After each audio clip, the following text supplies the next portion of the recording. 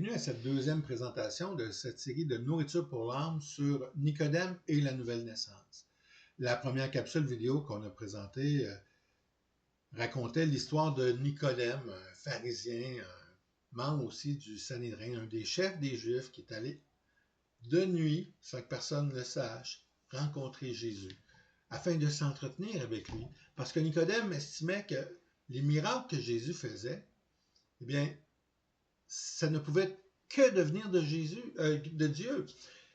Et aux yeux de Nicodème, il considérait Jésus comme étant un docteur venant de Dieu, à la différence de ses partenaires, ses acolytes pharisiens qui, eux, estimaient que Jésus faisait des miracles par la puissance de Satan. Alors, Nicodème ne partageait pas cette opinion avec les autres. Et c'est pourquoi il est allé rencontrer Jésus. Et dans le début de la conversation qu'il eut avec Jésus, ce qu'on voit dans la première capsule, eh bien, Nicodème a été surpris, a vraiment été choqué parce que Jésus lui a dit quelque chose qu'il n'avait jamais entendu. Jésus lui a dit que si un homme ne naît de nouveau, il ne pourrait pas voir le royaume de Dieu. Alors que le royaume de Dieu, c'est l'essentiel de l'espérance juive. Et que tous les Juifs, particulièrement les pharisiens, on s'entend là-dessus, eh bien, ils ont cette confiance, cette foi-là d'aller dans le royaume de Dieu, une fois que le Messie va être venu, et qu'ils vont passer l'éternité avec Dieu, avec le Messie, dans le royaume de Dieu. Alors, quand Jésus a dit, si tu ne nais pas là, nouveau, tu ne peux voir le royaume de Dieu. Alors, ce qu'on va faire aujourd'hui, c'est qu'on va poursuivre sur cette discussion-là. On va aller un peu plus loin dans le texte de Jean chapitre 3. Et on va regarder aussi d'autres textes parallèles qui, sans reprendre l'expression de nouvelle naissance, nous démontrent la même réalité. Afin, on va pouvoir voir que le Nouveau Testament est fondé sur cette affirmation-là. Et par quel moyen? Par le moyen de la foi en Jésus-Christ, Seigneur et Sauveur. Pas en Jésus-Christ, faiseur de miracles, mais vraiment dans son plein rôle de Seigneur et Sauveur.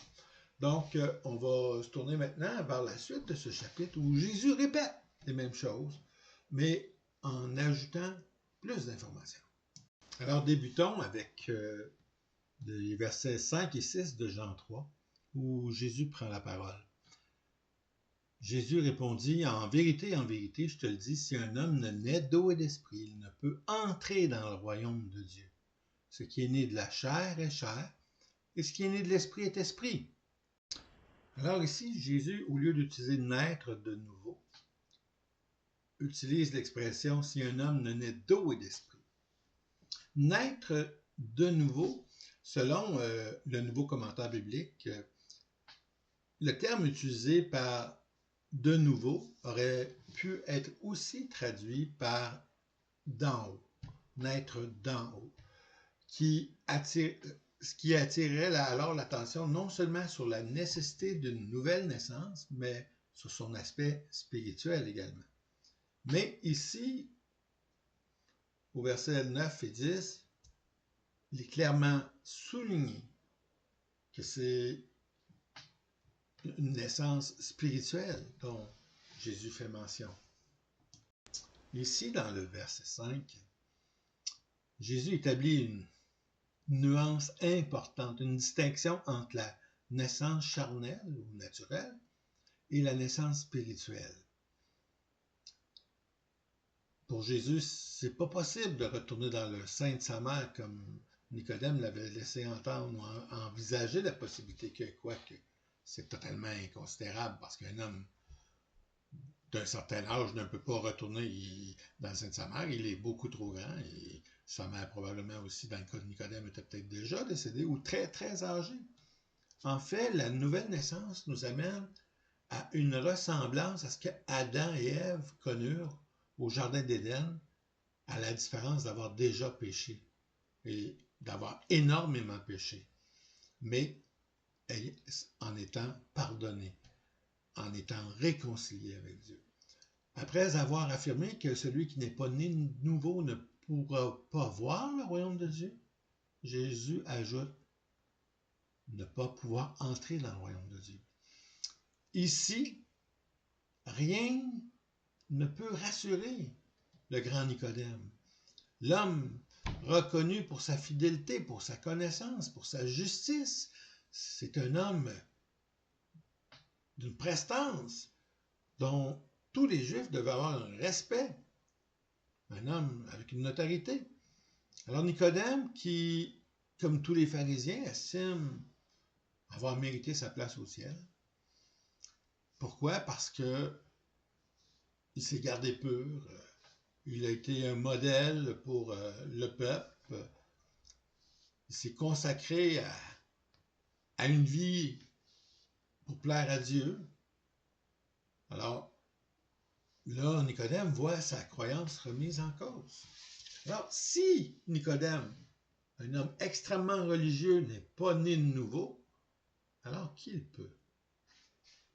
C'est la question qu'il faut se poser. Est-ce que je peux? Comment je peux le faire aussi? C'est une question importante.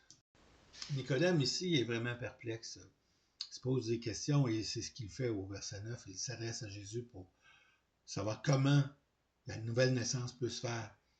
Et Jésus lui répondit, tu es le docteur d'Israël et tu ne sais pas ces choses. Ici, bien que Jésus souligne l'ignorance de Nicodème sur la nouvelle naissance, alors que Nicodème est un docteur d'Israël, Nicodème a tout de même posé la bonne question. C'est la seule fois dans les Écritures que la nécessité de la nouvelle naissance est présentée.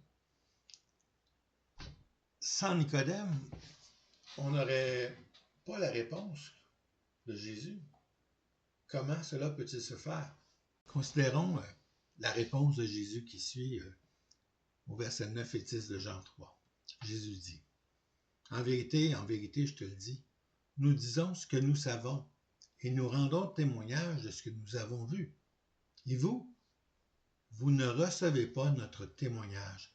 Si vous ne croyez pas quand je vous ai parlé des choses terrestres, comment croirez-vous quand je vous parlerai des choses célestes? Avant de donner sa réponse, Jésus s'arrête pour souligner l'importance de recevoir son enseignement. Il souligne le manque de foi d'Israël. C'est ça le problème d'Israël. Il manque de foi. La nouvelle naissance vient seulement par le moyen de la foi. Et ici, Jésus reproche à Israël de ne pas croire, même quand Jésus parle des choses terrestres. Alors, à plus forte raison, lorsqu'il va parler des choses célestes. La nouvelle naissance a une application céleste. Elle a une application spirituelle. Israël et ses docteurs ne croyaient pas dans le témoignage de Jésus.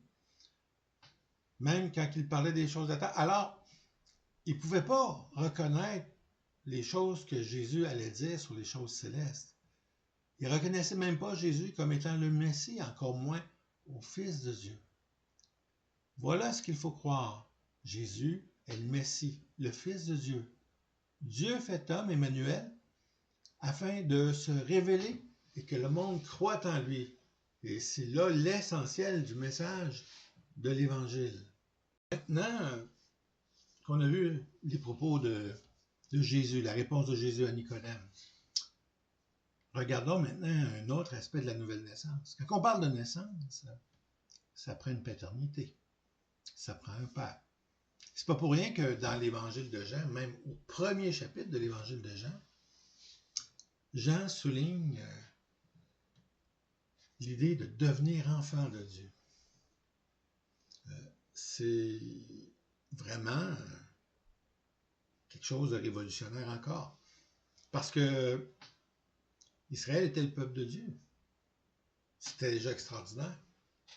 Maintenant, Dieu élargit et rapproche le peuple et aussi tous ceux qui vont croire dans le futur.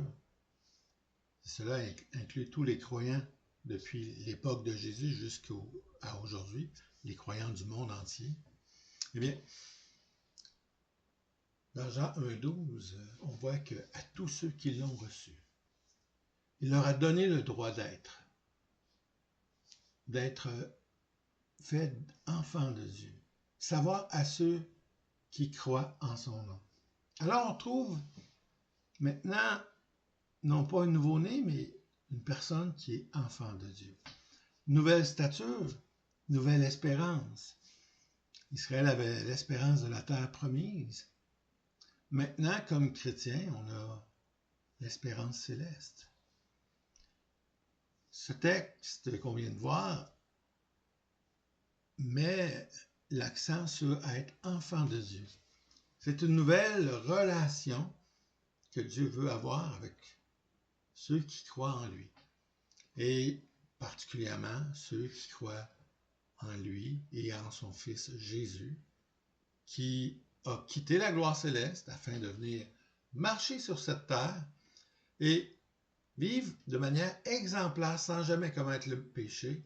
Et malgré tout, à la fin de sa vie, même si le salaire du péché, c'est la mort, Jésus a choisi d'aller à la croix.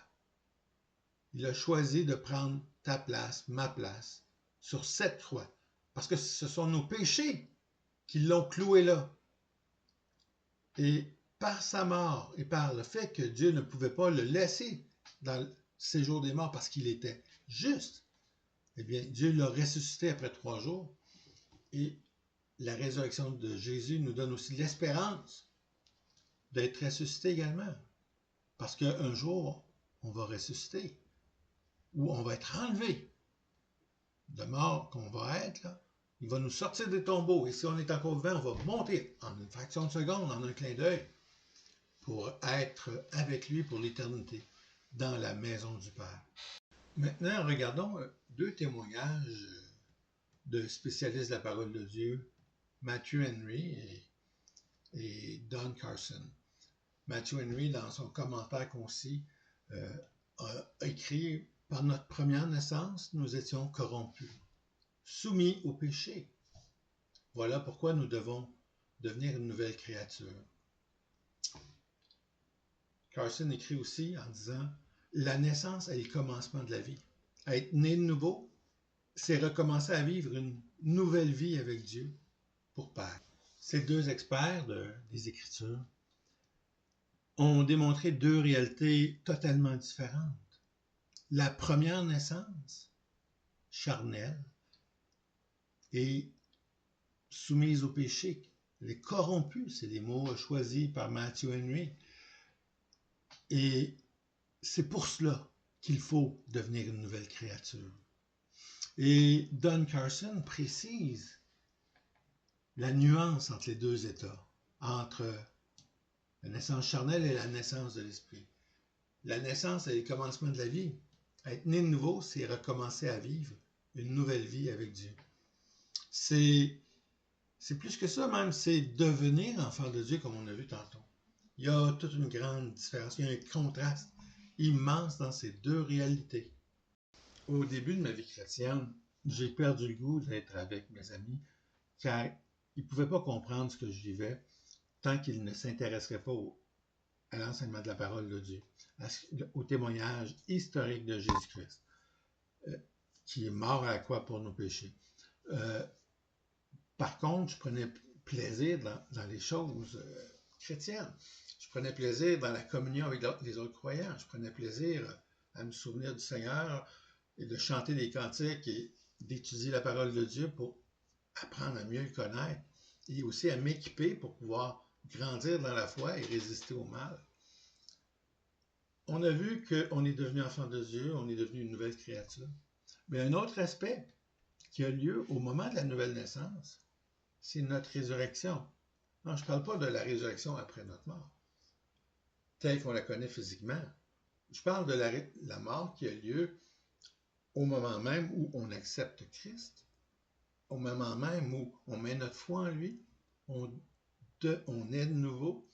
Ça veut dire qu'on ferme la page à notre histoire passée et qu'on débute un nouveau chapitre et qu'on est une nouvelle identité, une nouvelle personne. Et donc, pour Paul, c'est l'équivalent d'être ressuscité avec Christ. Et c'est ce qu'il nous dit dans Colossiens, chapitre 3, les versets 1 à 4, où il dit « Si donc vous êtes ressuscité avec Christ, cherchez les choses en haut, où Christ est assis à la droite de Dieu. affectionnez-vous aux choses d'en haut et non à celles de la terre. Nos désirs se portent vers ce qui est éternel, ce qui est d'en haut. Notre désir est d'être en communion avec Dieu, Dieu le Père et Jésus-Christ, et aussi en communion avec les croyants, afin qu'on puisse grandir ensemble et s'édifier et partager la bonne nouvelle avec notre prochain. On affectionne les choses d'en haut parce qu'on est devenu né de nouveau. On est devenu cet être spirituel qu'on n'avait pas avant. Et ça fait en sorte que notre focus aujourd'hui n'est plus sur les choses terrestres. Mais notre focus, notre regard se tourne vers ce qui est céleste. Oui, on a les 2 pieds sur terre, mais déjà nous sommes en Christ, assis dans les lieux célestes. C'est ce que Paul dit dans Éphésiens chapitre 2. Autre chose qu'il dit dans Éphésiens au 1er chapitre, c'est qu'on est déjà béni de toute bénédiction spirituelle dans les lieux célestes. Et ça, c'est vraiment extraordinaire de savoir qu'on a cette bénédiction-là et qu'on va pouvoir en jouir pendant toute l'éternité à venir. Alors voilà ce qui conclut notre présentation. C'était une joie d'être avec vous pour considérer ces passages. Lors de notre prochaine présentation, on va regarder le processus de la nouvelle naissance. C'est-à-dire qu'on va regarder comment l'Esprit Saint travaille dans nos cœurs pour nous amener jusqu'à la croix, nous amener jusqu'au moment où Jésus a pris nos péchés et en a payé le prix. Et comment, après qu'on est né de nouveau, nous fait grandir dans cette nouvelle relation en nous équipant de dons, en nous équipant aussi de ce qu'on appelle le fruit de l'esprit, bien qu'il y ait plusieurs éléments à l'intérieur. Donc, c'est un rendez-vous et au plaisir de vous revoir. Entre-temps, que le Seigneur vous bénisse.